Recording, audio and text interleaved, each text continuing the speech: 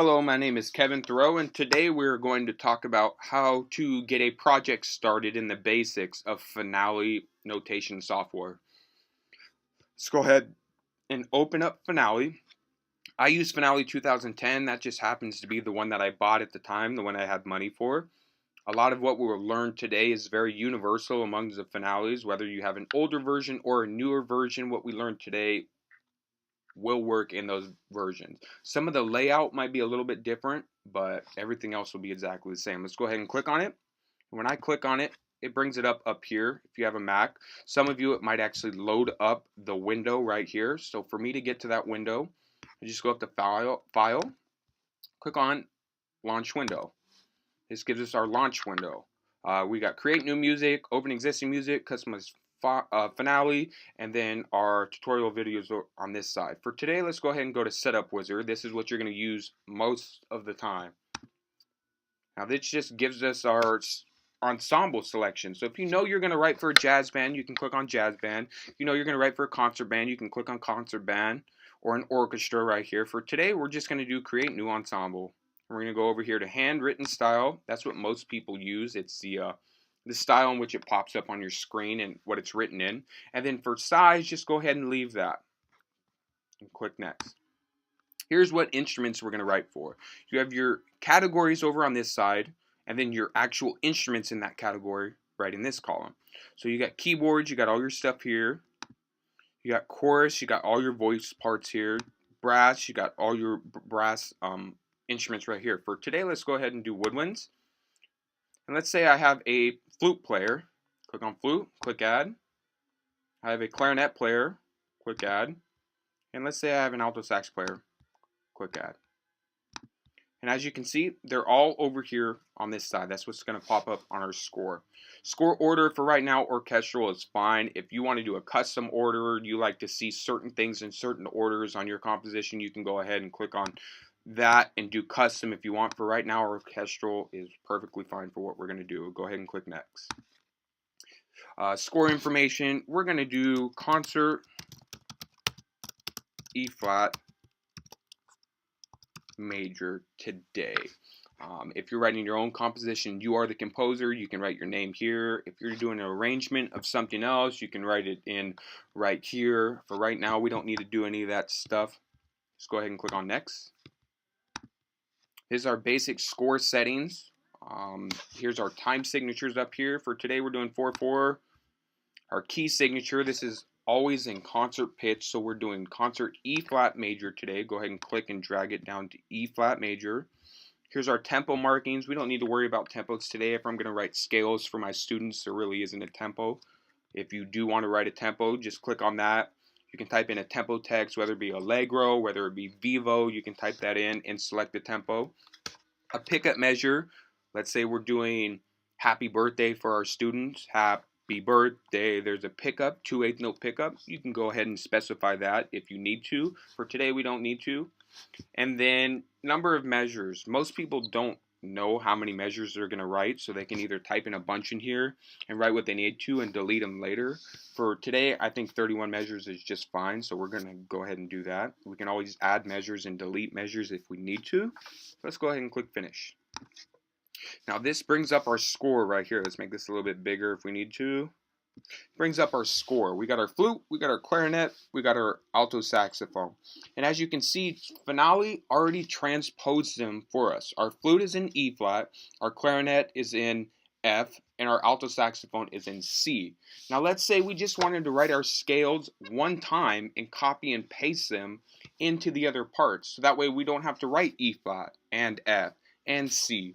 Let's go right up to document, click on that. Go to display in concert pitch. Now you can see it added flats to our clarinet and it added flats to our alto saxophone. Everything now is displayed in concert pitch, okay? So Finale does that for you. You don't have to worry about transposing it in your head. Finale will help you out with that. Let's go ahead and write out our E flat major scale. Now, what I'm going to use today is what we call speedy entry. There's different ways to import notes. You can use simple entry, which some people use. I don't think it's quite that simple. I think speedy entry is the fastest and most efficient way to do it. You can also use a MIDI setup and type it on a keyboard, and it'll go straight into your computer. I don't have my keyboard today, so we're just going to use Speedy. Let's go right up to Tools, click on Speedy Entry, and that gives us our box right here. Now to move where we want the notes to occur, we just use our arrow keys. We can go down on the staff, and we can go up on the staff.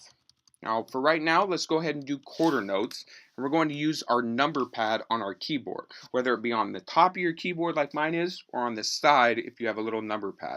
And we're going to use the number 5 for our quarter notes. So go ahead and scroll down to your E flat position on the staff and press 5. That'll give us our quarter note. I'll go up to F, press 5 again, go up to G, press 5, and so on. Up, A flat, up, B flat, up, C, D, E flat. And go ahead and, whoops, let's get rid of that. Go ahead and come right back down. We have E flat, D, C, B flat, A flat, G, F, and E flat. There's our quarter notes. Our quarter note is number 5. So if we want to do eighth notes, we're going to go lower in value. It's going to be number 4. So we got 4, go up to our F, 4, up to our G, 4, up to our A flat, 4, and so on. B flat, C, D, E flat. Back down, E flat, D, C, B flat, A flat, G, F, E flat. So there's our eighth notes and our quarter notes. If you want to do 16th notes, you just go down from the eighth note. It'll be number 3. If you want to go up to half notes, which are more than quarter notes, you go up to number 6. If you want to do whole notes, you go up to number 7. Now let's say we want to put in a rest. We want to do a quarter note and then a quarter rest. Quarter note, quarter rest. So let's go ahead and type in our quarter note on our E flat, number 5. Now we want to put in our rest on beat 2. Go ahead and hit number 5 and then hit R right after that. There's our rest. Go up to our F, hit 5 again, press R. And there's our rest again. And you can do this with any note value. I want a half note rest, hit 6 for a half note, hit R. Change it to a half note. Now I want an eighth note rest, hit 4, hit R right after it, there's our eighth note. I want a 16th note, hit 3, hit an R right after it. You go ahead and have all your rests there. Now let's talk about raising the pitch and lowering the pitch within the key signature. So we got our E flat actually. Let's go ahead and type in a quarter note E. And let's say I wanted to make that an E natural. Let's hit Shift and then our plus sign. And it'll raise it up to an E natural because we have E flat in the key signature. It'll raise it right up. Go ahead and delete that. Let's say I wanted to make it lower the pitch and add a flat. Go ahead and hit quarter note E and then just hit your minus sign. And as you can see, it made it a double flat now. It took the E flat and added another flat. So it lowered the pitch. Okay, let's go ahead and get rid of that. And to get rid of it, I'm just using Command Z or Shift Z just to get rid of it. That's normally how I do it. Or you can just go back over it with your arrows. I wanted to get rid of that. Go over it, hit delete. Go over it, hit delete. So it's not a problem. It's real easy to delete things. Lastly, let's talk about now putting this part that we've typed into the other parts. Okay? So it's all in concert pitch right now. Let's go up to Tools, go to Selection Tool, and click on the very first measure that we wrote. And it'll select the whole measure. Now hold down Shift and go to the very last measure. Let's do this one, the last one with notes in it. We don't need to worry about the rest. Let's go ahead and click that. It's now selected everything that we've typed. Okay? Go ahead and go up to Edit and click on Copy. If you know your Command Z or Control Z and Control C to copy and paste, you can go ahead and do that. For right now, I'm just going to go to Edit, Copy. We're going to go to our clarinet, click on the first measure, back up to Edit, hit Paste, and it is now pasted there. Let's go ahead and go to alto saxophone, go up to Edit, click Paste once again, and it's copied it there now.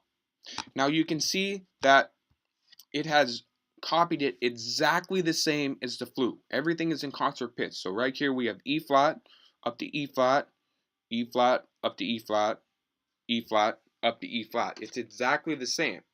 But now, let's say we wanted to transpose it back to the original key for our students so they don't have to transpose it in their head. We'll go right back up to document where we went before. We're going to click on display and concert pitch. We're going to uncheck that now. Now after we unchecked it, see, it took off the flats here and it took off the flats here. Now this is written in F and this is written in C. So Finale has transposed it for us. We don't have to do that and our students don't have to do that. Makes it very easy for them. Now let's say your flute player called you up and said they lost their part for their E flat major scale. Real easy. We'll go ahead and save it as a PDF and we'll send it right to them. Go right up to File. Go to Print. Yes, I know print, even though we're not going to print it. And we want just our flute part in a PDF to send it to them. Click on Flute. Uncheck Score. So we got just our flute part. Go ahead and click on OK. We're going to go right over here in the corner where it says PDF. Click on that. And we're going to go Save as PDF. Let's go ahead and save it to our desktop. Let's call this Flute E flat major. And go ahead and click Save. Now if I minimize this, it is right there. Flute E flat major. Click on it.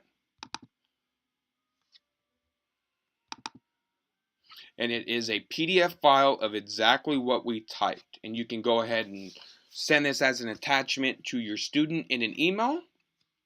You can do the same thing with any parts. If you wanted to go to the clarinet part, go to Print, click on Clarinet, uncheck Flute. You can save it, send it to your clarinet player. You can also save a score for you as a PDF file. You can basically save any part. Let's say you had 30 parts on this page over here. You can save each one part by part as a PDF. Also, you can save your score for the composer or for the conductor, and it'll be just like this with all the parts on it in a PDF. Okay?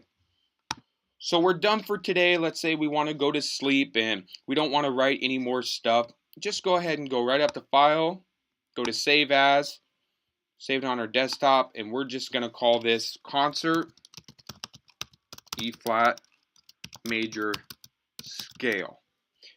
Keep it as Finale notation software file. Let's go ahead and click Save. We'll close out of this.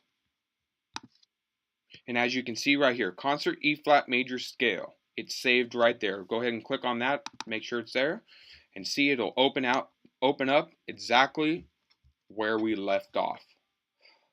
That's about it for today. If you have any questions, go ahead and email me with any questions or problems that you might have, and I will be more than willing to help you out. Hope you enjoyed the video and enjoy writing music. Thank you.